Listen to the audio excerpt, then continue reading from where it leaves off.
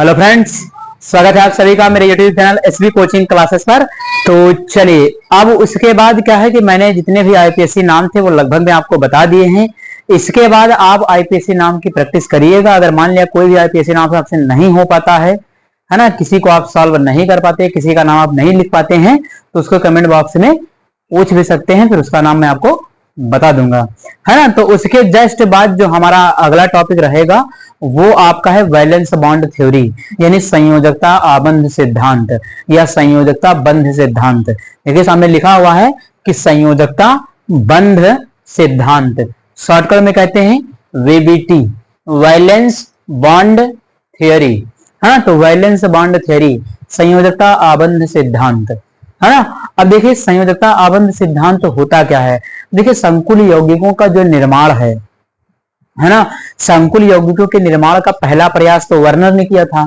दूसरा, उसकी व्याख्या को समझाने के लिए, यानी संकुल यौगिकों को समझाने के लिए जो सिद्धांत आया है वो आपका वीबीटी है, वैलेंस बॉन्ड थ्योरी है, जिसे पॉलिंग और स्लेटर ने 1935 में दिया था। 1935 में पॉलिंग और स्लेटर दो वैज्ञानिक थे जिन्होंने इस सिद्धांत का प्रतिपादन किया था। इस सिद्धांत में बताया क्या था, तो इस सिद्धांत में उन्होंने ये जो आपका उपसह संयोजन यौगिक या संकुल यौगिक होता है, इनके बीच जो बॉन्डिंग है, जो बंध बनता है, वो कैसे बनता है, किस प्रकार से बनता है ना, इनका चुंबकीय गुण क्या होता है ना, इनकी आकृति कैसी होती है, इन सभी चीजों की व्याख्या करने के लिए एक सिद्धांत दिया गया था पॉलिंग और स्लेटर के द्वारा, है ना, जिसे हम क्या कहते हैं, संयोजकता बंध सिद्धांत कहते हैं। यानी ये सिद्धांत भी संकुल यौगिकों के निर्माण की व्याख्या करता है कि संकुल यौगिक में क्या क्या होता है, कैसे कैसे क्या चीजें होती हैं जो संकुल यौगिक का निर्माण हो जाता है ना। तो चलिए यहां पर देखिएगा, आपकी स्क्रीन पर कुछ थ्योरी लिखी हुई है, इसको मैं आपको पढ़ करके बता देता हूं यहां पर, फिर उसके बाद मैं इसकी आपको चर्चा करता हूं आपसे। तो देखिए इसमें क्या लिखा है कि यहां पर देखिएगा लिखा है कि लिखा है इस सिद्धांत का प्रतिपादन वैज्ञानिक पॉलिंग व स्लेटर ने सन 1935 में किया था। वही मैंने आपको बताया कि सिद्धांत का जो प्रतिपादन है वैज्ञानिक पॉलिंग और स्लेटर ने 1935 में ये सिद्धांत दिया था। आगे क्या बताया गया है, आगे बताया कि इस सिद्धांत की सहायता से किसी संकुल यौगिक की संरचना, ज्यामिति, है ना, ज्यामिति मतलब उसकी आकृति है, ज्योमेट्री, कामा संकरण व चुंबकीय गुण आदि की व्याख्या की जा सकती है। कह रहा कि इसकी जो ज्यामिति है, उसका चुंबकीय गुण है ना, इन सभी चीजों की क्या किया जा सकता है, व्याख्या की जा सकती है। जो आपका संकुल यौगिक होता है उन सभी चीजों की जो है इसकी व्याख्या की जा सकती है। आगे देखिए क्या बताया गया, आगे बताया गया है कि इसमें देखिए क्या कहता है कि जब कोई केंद्रीय धातु परमाणु, है ना, कोई केंद्रीय धातु परमाणु का जो रिक्त डी कक्षक होता है या खाली डी कक्षक होता है, वो लिगैंड के इलेक्ट्रॉन युग्म के साथ अतिव्यापन करता है, लिगैंड के कक्षकों के साथ अतिव्यापन करता है। अतिव्यापन को कहते हैं ओवरलैपिंग, है ना। तो जब ओवरलैपिंग करता है तो वहां पर क्या होता है कि उपसह संयोजी बंध का निर्माण होता है ना। यही कह रहा है कि जब कोई भी, है ना, केंद्रीय धातु का डी कक्षक लिगैंड के इलेक्ट्रॉन युग्म युक्त कक्षकों से अतिव्यापन करता है तो वहां पर क्या होता है, उपसह संयोजी बंध का निर्माण होता है ना। ये बात तो हो गई इस थ्योरी में जो आपसे बताया गया है। अब उसके बाद जब इसको डीपली समझ लेते हैं कि इसमें आखिर होता क्या है। तो देखिए ये थ्योरी मेनली जो आपकी आधारित है वो कहता है कि जो धातु है और लिगैंड है, इनके बीच कोऑर्डिनेट बॉन्ड बनता है, उपसह संयोजी बंध है। भाई आपको पता ही है कि उपसह संयोजक यौगिकों के बीच उपसह संयोजी बंध बनता है कि नहीं। तो वो उपसह संयोजी बंध किस प्रकार से बनता है उसको समझाने के लिए ही ये थ्योरी दी गई है। तो चलिए देखिएगा, जैसे मान लेते कि हमारे पास ये हो गई कोई मेटल, यानी कि ये कोई एक धातु है, मैंने एम लिखा, एम का मतलब है धातु, M for metal, metal means धातु। तो मेटल के पास मान लिया कि कोई खाली है, ये कक्षक आपका, है ना, ये ऑर्बिटल बना रहे हैं, डी ऑर्बिटल, डी कक्षक इनको कहते हैं, है ना। तो इस धातु के पास ये खाली क्या है, आपके डी कक्षक हैं। अब ये क्या बता रहा है कि जो धातु के डी कक्षक होते हैं वो लिगैंड के इलेक्ट्रॉन युग्म वाले कक्षकों से क्या कर लेते हैं, अतिव्यापन कर लेते हैं, और वहां पर क्या होता है कि उपसह संयोजी बंध बन जाता है ना। तो उसके बाद फिर क्या होगा, अब यहां पर तो ये मेटल हो गया, लिगेंड के लिए हम बना लेते हैं, जैसे यहां पर एल मैंने ले लिया, एल फॉर होगा लिगेंड आपका, है ना। तो यहां पर इसके लिए जो ऑर्बिटल बना लिया वो ये बना लिया, और यहां पर मैंने इसके दोनों इलेक्ट्रॉन को शो कर दिया, रिप्रेजेंट कर दिया। तो ये आपका लिगेंड हो गया और ये आपका मेटल का ऑर्बिटल हो गया, यानी ये मेटल के खाली कक्षक है और ये लिगेंड का भरा हुआ कक्षक है। तो कह रहा है कि अतिव्यापन कर जाते हैं दोनों। तो अतिव्यापन करने का मतलब ये है कि ये दोनों आपस में क्या हो जाएंगे, मिल जाएंगे, कंबाइंड हो जाएंगे। तो वहां पर देखिए फिर क्या होगा, जैसे ये दोनों आपस में अतिव्यापन कर गए तो आपका ये बन जाएगा कुछ इस तरीके से,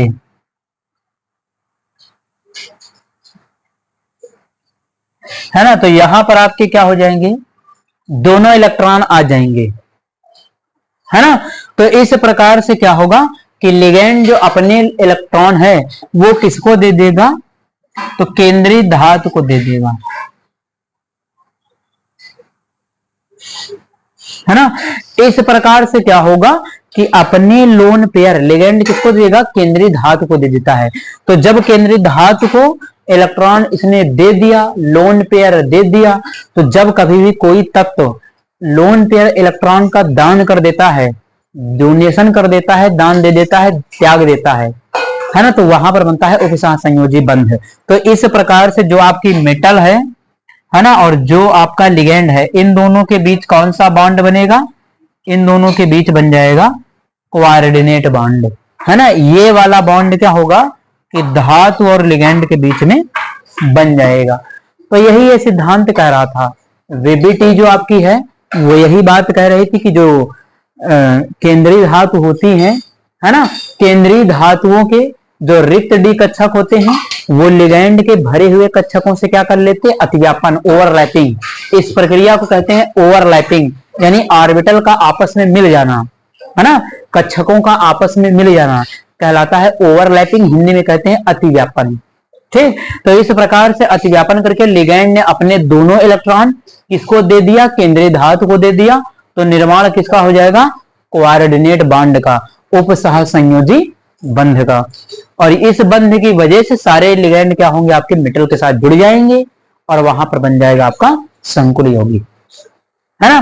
तो जो मेन पॉइंट था इस सिद्धांत का वो मैंने आपको बता दिया है। आप इसका स्क्रीनशॉट लेना चाहें समझने के लिए उसको ले लीजिए, फिर इसके जो भी पॉइंट हैं एक एक पॉइंट का डिटेल में डिस्कशन मैं आपसे करता हूं। तो चलिए पहला पॉइंट देखिए यहां पर आपके सामने लिखा हुआ है, इसके बाद जितने भी इसके पॉइंट्स हैं वो आपके स्क्रीन पर आते जाएंगे, आप एक एक करके सभी का स्क्रीनशॉट लेते रहिएगा, उनको अपने पास नोट्स बना लीजिएगा उनका, है ना। क्योंकि सिद्धांत में क्या है कि बहुत सारे पॉइंट हैं, तो यहाँ पर आपकी स्क्रीन पर आ जाया करेंगे और आप उनका स्क्रीनशॉट लेकर के आप उनका नोट्स ठीक ढंग से बना लीजिएगा, है ना। तो यहाँ पर देखिए नंबर फर्स्ट क्या कहता है कि सर्वप्रथम केंद्रीय धातु परमाणु अपनी ऑक्सीकरण संख्या के अनुसार इलेक्ट्रॉन त्याग कर धनायन बनाता है। यानी पहला पॉइंट संयोजकता बंध सिद्धांत का ये कहता है कि सबसे पहले जो केंद्रीय धातु होगी, जो सेंट्रल एटम होगा, है ना, वो क्या करेगा, अपनी ऑक्सीकरण संख्या के अनुसार जितनी उसकी ऑक्सीकरण संख्या होगी उतना क्या करेगा, वो इलेक्ट्रॉनों को त्याग करेगा और धनायन बनाएगा। जैसे यहां पर देखिएगा एक एग्जांपल लिखा K4FeCN6, मैंने एक एग्जांपल भी आपको समझाने के लिए लिख लिया, प्रत्येक पॉइंट को बिल्कुल डिटेल में समझाऊंगा आपको, कोई दिक्कत नहीं रहेगी इसमें, है ना। तो देखिए K4FeCN6 लिखा है, तो ये है पोटेशियम फेरोसाइनाइड, इसका नाम है, नाम तो याद करने की जरूरत नहीं है इसे, K4FeCN6 ये हो गया। यहाँ पर केंद्रीय धातु कौन है, आयरन है, लोहा है। ऑक्सीकरण संख्या निकालना मैंने आपको बहुत बार सिखाया, अगर नहीं आता है तो पिछले वीडियोस देख लीजिएगा, ऑक्सीकरण संख्या आपको पता चल जाएगा। ऑक्सीकरण संख्या इसमें इसकी जो आयरन की होगी वो आएगी +2, यानी यहां पर आयरन की ऑक्सीकरण संख्या कितनी आएगी, +2। इसका मतलब क्या, अगर आयरन की ऑक्सीकरण संख्या +2 है, इसका मतलब आयरन के ऊपर +2 चार्ज लगा है ना। तो ये कैसे होगा, आयरन आपका ऐसे होगा, इस प्रकार से। भाई आयरन की ऑक्सीकरण संख्या 2 होने का मतलब है आयरन के पास क्या है, इस प्रकार से 2 लग जाएगा, होगा कि नहीं होगा। तो Fe डबल प्लस, तो यही कह रहा है कि सर्वप्रथम केंद्रीय धातु परमाणु अपनी ऑक्सीकरण संख्या के अनुसार इलेक्ट्रॉन त्याग कर धनायन बनाता। तो इलेक्ट्रॉन इसने त्याग कर दिया और ये धनायन देखो बना लिया इसने, है ना।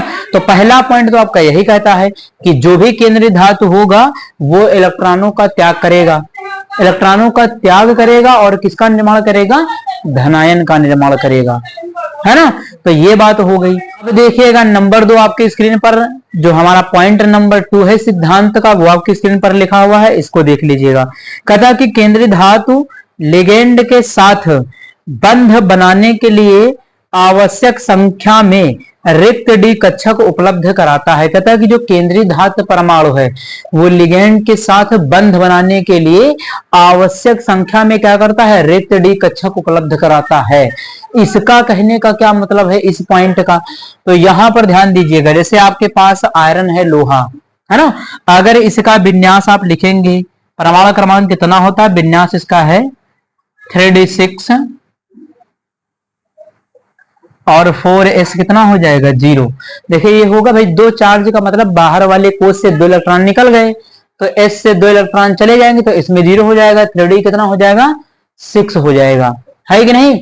तो यहां पर क्या करना है, तो डी कक्षक देख लीजिए आपका ऐसे बनता है, डी में 5 डब्बे होते हैं, यहां पर 1 2 3 4 5, तो ये हो गया 3d कक्षक बना लिया। तो ये खाली कक्षक उपलब्ध कराएगा किसको, लिगेंड को, है ना। जितना क्या होगा इसके साथ लिगेंड जुड़ना है, जितने लिगेंड इसके साथ जुड़ने वाले होंगे उतने ही मात्रा में या उतनी ही संख्या में जो केंद्रीय धातु होगा वो खाली कक्षक उपलब्ध कराएगा, किसको, लिगेंड को, है ना। इस तरीके से तो खाली कक्षक ये किसको देगा, लिगेंड को देगा, और लिगेंड क्या करेगा, उसमें लोन पेयर इलेक्ट्रॉन छोड़ देगा। जैसे यहां पर देखिए साइनाइड CN है लिगेंड, कितने लिगेंड है 6, तो एक लिगेंड एक लोन पेयर डोनेट करता है साइनाइड, कितने हैं 6 हैं, तो 6 यहां पर लिगेंड 6 लोन पेयर डोनेट कर देंगे, है ना। तो सभी डब्बे में क्या होगा कि एक एक लोन पेयर फिल हो जाएगा। यही बात दूसरा पॉइंट कह रहा है ना। तो आप इन दोनों का स्क्रीनशॉट ले लीजिए, फिर अगले पॉइंट का डिस्कशन मैं आपसे करता हूं।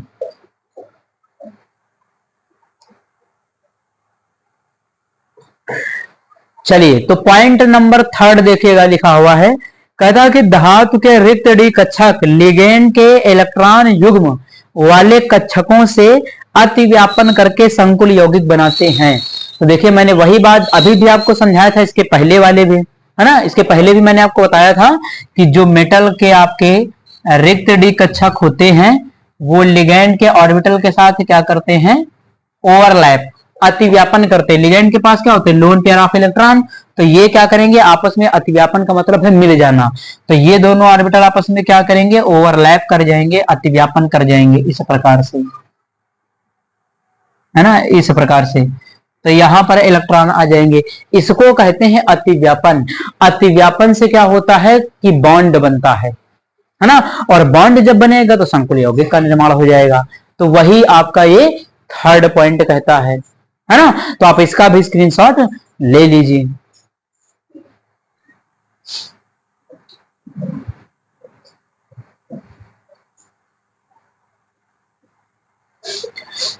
चलिए उसके बाद देखिएगा पॉइंट नंबर 4 आपका क्या कहता है। तो पॉइंट नंबर 4 कहता है कि यदि संकरण में केंद्रीय धातु परमाणु के बाहरी डी कक्षक भाग लेते हैं तो बाह्य कक्षक या उच्च चक्रण संकुल यौगिक बनता है। अब इसमें संकरण की भी बात आ गई, यानी वैलेंस बॉन्ड थ्योरी, संयोजकता बंध सिद्धांत संकरण की भी बात करता है। कहता है क्या है चौथे पॉइंट में कि संकुल यौगिक में केंद्रीय धातु परमाणु के बाहरी डी कक्षक भाग लेते हैं। कह रहा कि अगर उस धातु परमाणु के बाहरी डी कक्षक भाग ले रहे हैं तो वहां पर निर्माण किसका होता है, बाह्य कक्षक या उच्च चक्रण संकुल यौगिकों का निर्माण होता है ना। जैसे आप इसमें देख सकते हैं कि यहां पर 3D है, 4s है, आगे और अगर हम जाएंगे तो आगे मिलेगा आपको 4D 4p और फिर मिलेगा 4D। तो यहां सबको अगर बनाएंगे तो s के लिए ये हो गया, p के लिए 3 हो गए और d के लिए ये हो गया, है ना। तो कह रहा कि अगर बाहर वाला d कोष यूज हो रहा है ना, संकुल बनाने में अगर बाहर वाला डी कक्षक यूज हो रहा है तो वह है कक्षक या उच्च चक्रण संकुल यौगिक बनता है। यानी इसमें संकरण इस बार क्या होगा कि बाहरी डी कक्षक इन्वॉल्व होगा, है ना, तो वहां पर कंपाउंड आपको मिल जाएगा। तो ये आपका पॉइंट नंबर 4 हो गया। आप इसका स्क्रीनशॉट ले लीजिए, फिर अगले पॉइंट का डिस्कशन मैं आपसे करता हूं।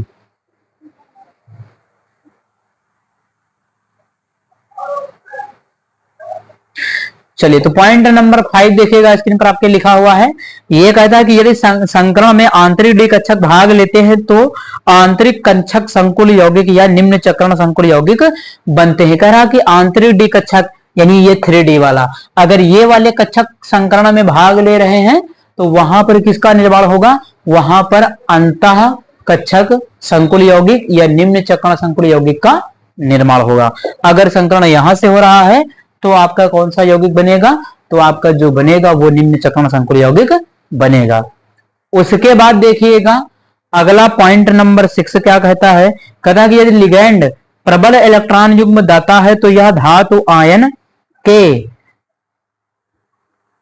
कक्षकों में उपस्थित इलेक्ट्रॉनों का पुनर्विन्यास करके अयुग्मित इलेक्ट्रॉनों को युग्मित कर देता है, जिससे चुंबकीय आघूर्ण कम और निम्न चक्रण संकुल यौगिक प्राप्त होते हैं। कह रहा कि अगर लिगैंड प्रबल है, लिगैंड आपका स्ट्रॉन्ग फील्ड है ना, जैसे साइनाइड क्या है, साइनाइड आपका एक प्रबल लिगैंड है ना, तो ये क्या करेगा, जैसे मान लिया डी कक्षक में इलेक्ट्रॉन भरे हुए हैं यहां पर इस तरीके से 5 इलेक्ट्रॉन, और मान लिया कि संकर्ण होना है तो ये क्या करेगा, साइनाइड स्ट्रॉन्ग लिगैंड है तो ये इन इलेक्ट्रॉनों को क्या कर देगा, पीछे की ओर कंबाइंड करवा देगा, यानी इन इलेक्ट्रॉनों को पीछे की ओर धकेल देगा, पुश कर देगा, है ना। तो यहां पर इलेक्ट्रॉन पीछे की ओर आ जाने की वजह से जो संकरण है वो प्रोसेस आपकी यहीं से चालू हो जाएगी, है ना। इस प्रकार से इसमें संकरण जैसी फिनोमेना आपको देखने को मिलेगी। तो पॉइंट नंबर ये कह रहा था। उसके बाद इसमें देख लीजिएगा कि प्रबल लिगैंड के आपके कुछ एग्जांपल्स भी यहाँ पर लिखे हुए हैं। इनके एग्जांपल्स को भी आपको ध्यान रखना कि मान लिया कौन सा प्रबल लिगैंड है, कौन सा दुर्बल लिगैंड, से आपसे पूछ लिया जाए तो आपको पता रहना चाहिए। आपका प्रबल लिगैंड में लिखा हुआ है कि NCS है, NH3 है, EN है, NO2 है, CN है, CO है, ये सारे के सारे आपके क्या होते हैं, प्रबल लिगैंड। यानी ये जब भी आएंगे तो आपका जो संकरण है वो अंदर वाले कक्षक से स्टार्ट होगा, यानी ये इलेक्ट्रॉनों को क्या कर देंगे, बाहर से अंदर की ओर पुश कर देंगे, है ना, पेयर्ड कर देंगे। तो संकरण जो आपका चालू होगा वो आंतरिक वाले डी कक्षक से चालू होगा, है ना। तो ये कह रहा। उसके बाद अगला पॉइंट देखिएगा, कहता है कि यदि लिगैंड दुर्बल इलेक्ट्रॉन युग्म दाता होता है तो यह धातु आयन में उपस्थित इलेक्ट्रॉनों को युग्मित नहीं कर पाता, जिससे चुंबकीय आघूर्ण अधिक होता है और उच्च चक्रण संकुल यौगिक बनते हैं। कहता कि अगर दुर्बल लिगैंड है तो इन इलेक्ट्रॉनों की पेयरिंग नहीं करवा पाएगा, पीछे की ओर इनको नहीं भेज पाएगा, तो संकरण मजबूरी में कहां जाएगा, फिर आगे की ओर जाएगा। तब वहां पर हमें क्या मिलेगा कि उनका जो चुंबकीय आघूर्ण होगा वो ज्यादा मिलेगा और उच्च चक्रण संकुल यौगिक बनेंगे वहां पर। तो यही कह रहा कि ये वाले ऑर्बिटल तब नहीं यूज होंगे, तब बाहरी डी कक्षक यूज होंगे। तो ये हो गया आपका पॉइंट नंबर 6, है ना। लास्ट वाला इसमें भी एग्जांपल आप देख लीजिए, दुर्बल लिगैंड के कुछ एग्जांपल लिखे हुए हैं, जैसे आपका आयोडीन है, ब्रोमीन, क्लोरीन, फ्लोरीन, OH है, C2O4 है, H2O है, ये सब आपके दुर्बल लिगैंड होते हैं, है ना। ये आ जाएंगे तो ये इलेक्ट्रॉनों को युग्मित नहीं करवा पाएंगे, है ना। उसके बाद लास्ट पॉइंट इसका देखिएगा, कहता कि यदि संकुल यौगिक में संकरण का ज्ञान हो जाए तो संकुल यौगिक की आकृति, बंध कोण, चुंबकीय प्रकृति की व्याख्या की जा सकती है। यदि संकुल यौगिक में अयुग्मित इलेक्ट्रॉन पाए जाते हैं तो यह अनचुंबकीय होता है, और यदि अयुग्मित इलेक्ट्रॉन पाए नहीं जाते तो यह प्रतिचुंबकीय संकुल यौगिक होता है ना। तो लास्ट वाला पॉइंट बिल्कुल क्लियर कर दिया बात कि अगर उसके अंदर अयुग्मित इलेक्ट्रॉन पाए जाते हैं, संकरण के बाद वो भी आपको देखना है, संकरण के बाद अगर इलेक्ट्रॉन पाए जाते हैं तो वो आपका क्या है, अनुचुंबकीय होगा। अयुग्मित इलेक्ट्रॉन अगर संकरण के बाद नहीं है तो वो प्रतिचुंबकीय हो जाएगा। तो इस प्रकार से ये आपका 7वां पॉइंट हो जाता है। आप इसका स्क्रीनशॉट ले लीजिए, फिर मैं आगे की ओर डिस्कशन आपसे करता हूं। तो चलिए, वैलेंस बॉन्ड थ्योरी को समझने के लिए छोटी सी बातें ये हम जान लेते हैं कि संकरण क्या होगा और संकरण में आकृति कौन सी होगी, है ना। तो यहां पर देखिएगा लिखा है उपसह संयोजन संख्या, उपसह संयोजन संख्या या समन्वय संख्या, है ना। तो उपसह संयोजन संख्या है, संकरण लिखा हुआ हाइब्रिडाइजेशन, उसके बाद उसकी ज्यामिति यानी ज्योमेट्री, किस प्रकार की उसकी आकृति होगी उस कंपाउंड की, उस संकुल यौगिक की, है ना, और उसकी आकृति का नाम क्या है ये भी यहाँ पर लिखा है। तो चलिए देख लेते हैं। उपसह संयोजन संख्या जब 2 होगी तो संकरण कौन सा होगा, sp, ज्यामिति कौन सी होगी, तो ये देखिए बना हुआ बीच में आपका m for metal, metal means धातु, l for ligand, ligand means ligand, है ना। तो L जहां पर लिखा है वो लिगेंड के लिए है, M जहां पर लिखा है वो धातु के लिए है। तो मेटल हो गया, लिगेंड हो गया दोनों तरफ। तो आकृति कैसी होगी, बिल्कुल सीधी सीधी ऐसी, है ना, जैसे यहाँ पर बना हुआ है M है L है ना, इस तरीके से। तो आकृति कैसी होगी इसकी, इसको कहते हैं रेखीय आकृति, लीनियर, बिल्कुल सीधी सीधी, है ना। उसके बाद देखिएगा आकृति का नाम है रेखीय। उसके बाद उपसह संयोजन संख्या अगर 3 होगी, संकरण कौन सा होगा, sp2, है ना। संयोजन संख्या अगर 3 है तो संकरण कौन सा होगा, sp2। और वहां पर देखिए इसकी आकृति देखिए m बीच में है, एक l ऊपर, एक l नीचे, एक l इधर, है ना। तो ये आकृति है त्रिकोणीय, ट्रायंगुलर प्लेनर इसको कहते हैं, है ना। ट्रायंगुलर प्लेनर आकृति आप देख रहे हैं, बीच में m है, ऊपर l, इस साइड में l, इधर l, इसको कहते हैं त्रिकोणीय आकृति। उसके बाद 4 में जब संयोजन संख्या आपकी 4 है तो संकरण आपका sp3 होगा। आकृति कैसी होगी, तो ये देखिए m बीच में, एक l ऊपर और 3 l आपके नीचे है, तो 3 यहां, एक ऊपर, 4 हो गए। इस आकृति को क्या कहते हैं, इस आकृति को कहते हैं चतुष्फलकी। ये आकृति कहलाती है आपकी चतुष्फलकी आकृति, है ना, ये हो जाएगा। उसके बाद फिर 4 में देखिए कोऑर्डिनेशन नंबर 4 में 2 प्रकार का संकलन पाया जाता है, एक sp3 होता है, तो जब sp3 होगा तो आकृति चतुष्फलकी होगी, और एक संकलन होता है dsp2, देखिए यहां पर लिखा है dsp2, है ना, 2 3 4। तो जब dsp2 संकलन होता है तो वहां पर जो आकृति होती है उसको कहते हैं वर्ग समतली। तो ये देखिए आपके सामने बना हुआ वर्ग समतली, m बीच में, इधर l, इधर l, इधर l, इधर l, इसको कहते हैं वर्ग समतली। तो इस आकृति और इस आकृति दोनों में अंतर है ना। तो इस प्रकार से ये 4 तक कोऑर्डिनेशन नंबर तक हो गया है। आप इनका स्क्रीनशॉट ले लीजिए, फिर अगली कोऑर्डिनेशन नंबर और उनकी हम आकृति आपको बता देते हैं। तो कोऑर्डिनेशन नंबर 5 के लिए यानी उपसह संयोजन संख्या जब 5 होगी तो संकरण कौन सा आपको देखने को मिलेगा, संकरण आपको मिलेगा sp3d, है ना, 3 1 4 1 5। और यहां पर आकृति कैसी होगी, तो ये 4 लिगेंड आपके इधर 1 2 3 4, ये 4 लिगेंड हो गए, ऊपर एक लगा होगा तो 5। तो ये आकृति कहलाती है वर्ग पिरामिडी। इस आकृति को कहते हैं वर्ग पिरामिडी आकृति, है ना, स्क्वायर पिरामिडल। ठीक, तो वर्ग पिरामिडी आकृति इसको कहेंगे। तो 5 आपकी संयोजन संख्या है, तो संकरण आपका sp3d, ज्यामिति ये होगी और उसका नाम होगा वर्ग पिरामिडी। उसके बाद उपसह संयोजन संख्या 6, उपसह संयोजन संख्या 6 का मतलब 6 लिगेंड जुड़े होंगे, तब क्या होगा, देखिए संकरण इसमें 2 प्रकार का आपको मिल सकता है, sp3d2 या d2sp3। ये दुर्बल और प्रबल दोनों प्रकार के लिगेंड में अलग अलग प्रकार का होता है ना, इसलिए यहां पर sp3d2 और d2sp3 लिखा हुआ है। आकृति दोनों में सेम रहेगी, संकरण चाहे जो हो, लेकिन आकृति दोनों में सेम।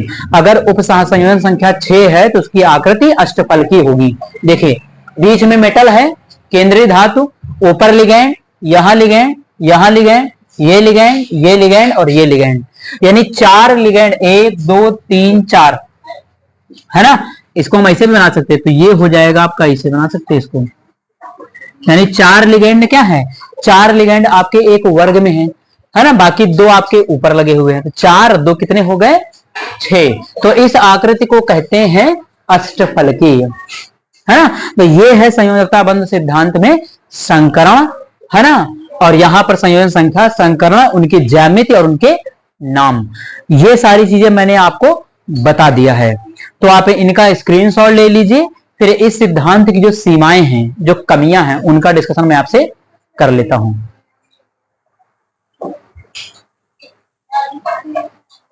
तो चलिए यहां पर फिर देखिएगा लिमिटेशंस, यानी सीमाएं क्या क्या है। देखिए सिद्धांत है ये, तो उसकी सीमाएं भी 2-4 जान लेते हैं, है ना, क्योंकि जानकारी होनी चाहिए, हो सकता है कि आपसे सीमाएं भी पूछ लिया जाए।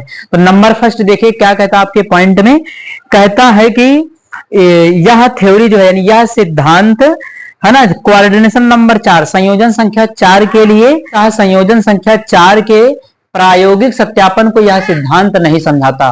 प्रायोगिक सत्यापन का मतलब है कि कोऑर्डिनेशन नंबर 4 वाला वर्ग समतली होगा कि आपका अष्टफलकी होगा। कोऑर्डिनेशन नंबर 4 में 2 आकृतियां होती हैं, एक चतुष्फलकी होती है, एक वर्ग समतली होती। तो कौन सी आकृति होगी, प्रायोगिक तौर पर यह निर्धारित नहीं होता है। तो पहली कमी हो गई। क्या कहता है कि कुछ जो संकुल यौगिक होते हैं वो कुछ निम्न चक्रण और कुछ उच्च चक्रण संकुल यौगिक क्यों होते हैं, यानी इस चीज की भी व्याख्या नहीं करता कि कुछ संकुल यौगिक उच्च चक्रण होते हैं और कुछ संकुल यौगिक निम्न चक्रण वाले होते हैं, है ना। यानी उनमें हाइब्रिडेशन इनर ऑर्बिटल और आउटर ऑर्बिटल, यानी बाहरी और डी कक्षक, बाहरी का डी कक्षक, आंतरिक डी कक्षक ये भाग लेते, ऐसा क्यों होता, तो इसकी भी व्याख्या नहीं करता है।